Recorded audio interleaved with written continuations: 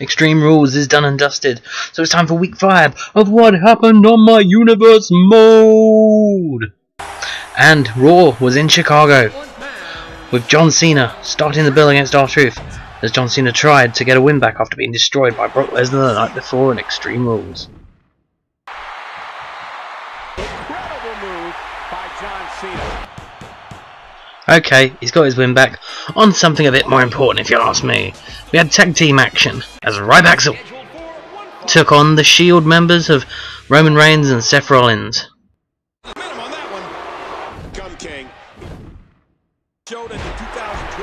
And not only do I find it more important than John Cena, I'm naming it Match of the Week, because it was that good and that exciting. There was no storylines to get in the way, and Curtis Axel was being strong as usual. Stronger than Roman Reigns, which is a bit weird because it's Curtis Axel. He shouldn't be looking strong. At the end of the match, Roman Reigns and Curtis Axel could look strong as they stood at each corner, and Seth Rollins got the win against Ryback. Next up, Divas champion AJ Lee took on Tamina Snuka, and Tamina didn't find it as easy this week. She may have got one move in, but AJ took over and beat her down.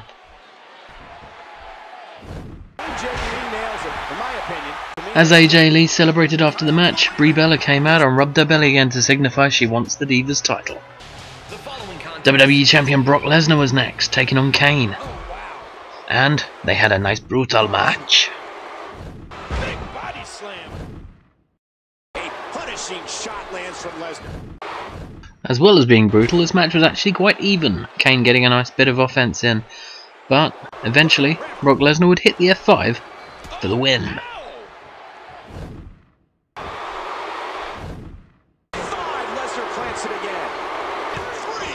After the match, Brock Lesnar was shocked to find AJ Lee on the stage, giving a round of applause. Randy Orton didn't even let us have entrances for the main event as he took on Daniel Bryan. In fact, he barely let us have a match. The official time of it was about 3-4 seconds. So, as a little bonus, here is the whole match. That's it! After his victory, Randy Orton wanted to inflict a bit more pain on him by bringing a chair in, but R-Truth of all people came in to save the day. Main event was in Baltimore, Maryland, and they wanted to start with something big just like Raw did, so they had some Taker time as The Undertaker took on Booker T.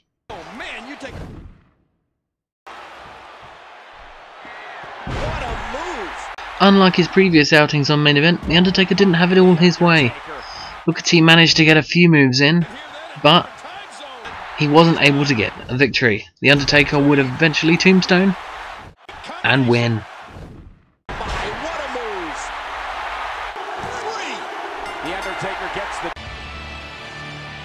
We continued a little mini feud next as Mr. Perfect would take on Magnum TA, who was accompanied by Ric Flair. At the beginning of the match, it would seem that Mr. Perfect was a bit too focused on Ric Flair, and it would come back to haunt him in the end.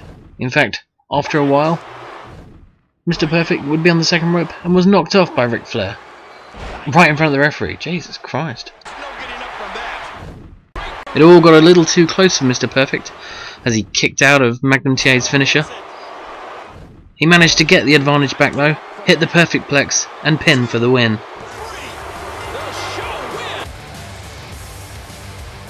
Following that, we had European champion Kevin Nash taking on Paul Orndorff in a 5-minute jobber challenge.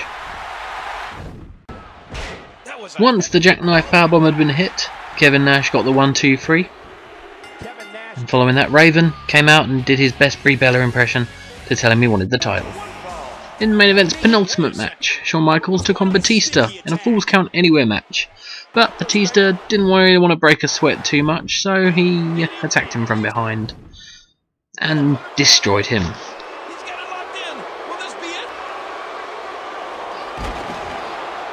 The demolition only ended when he powerbombed him through the table and pinned him. In the main event! Stone Cold Steve Austin and CM Punk faced off for a third time.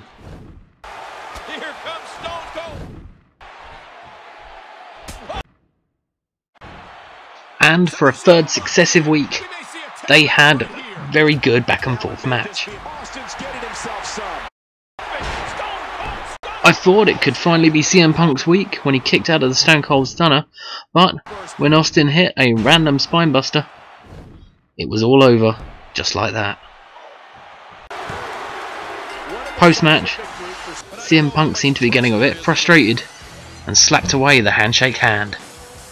The future was in Nashville, Tennessee for NXT, and we began with Tim Weiser v Mojo Rawley in a battle of the losing streaks.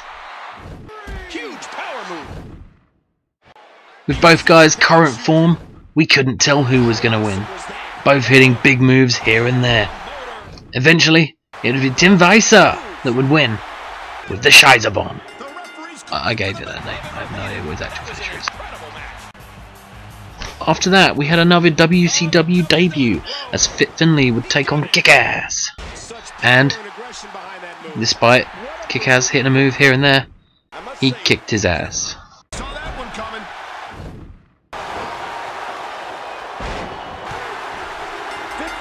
Finlay celebrated with a weird dance move, and then took his seat as Corey Graves took on Titus O'Neil and Hideo Itami in a triple threat match. Weirdly, Itami and O'Neil teamed up at the start given their recent feud, but it was all out the window soon enough. While Hideo Itami was kicking Corey Graves in the face, Titus O'Neil went and grabbed a chair and then used it. A lot.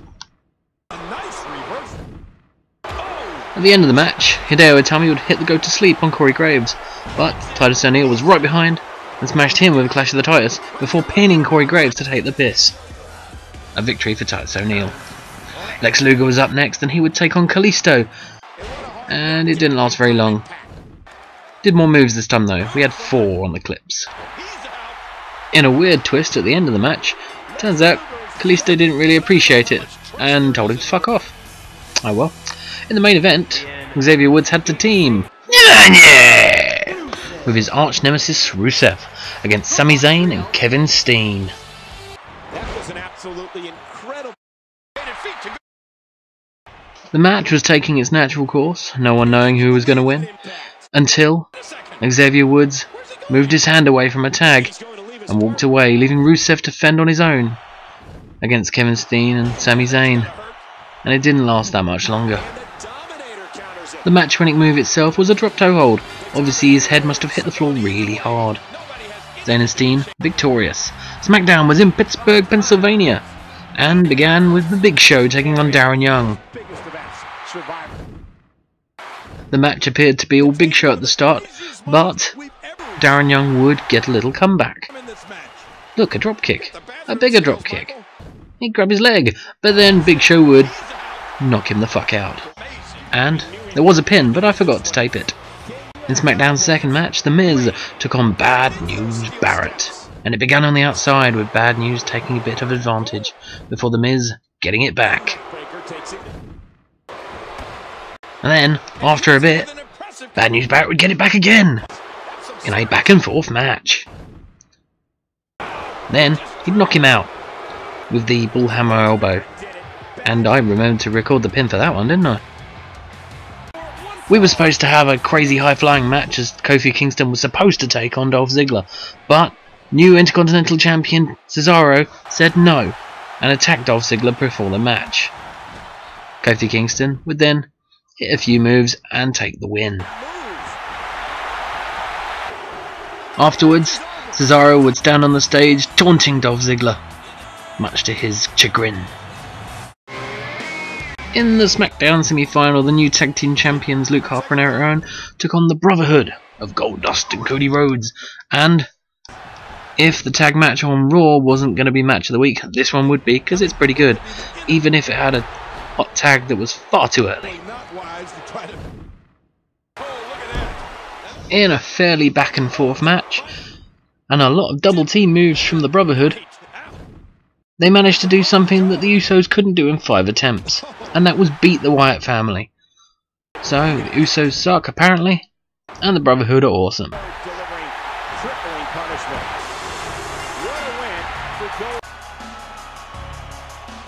And so we arrive at the main event, and Cesaro is back. And he was supposed to take on Mark Henry, but Alberto Del Rio did what Cesaro did to Dolph Ziggler.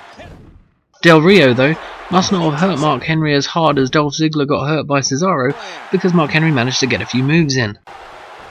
It wasn't enough, though, as Cesaro would roll him up for the win. After the match, Mark Henry and Alberto Del Rio would get into a bit of a brawl, with people having to hold them back and shit. And so a few questions. Why did AJ Lee give Brock Lesnar the clap? Why the hell did the game pick R-Truth to save Daniel Bryan? Is CM Punk getting a bit sick of Stone Cold beating him? Will Rusev get revenge on Xavier Woods for walking away? And will this lead to something a little awesome? Find out next time on What Happened on My Universe Mode.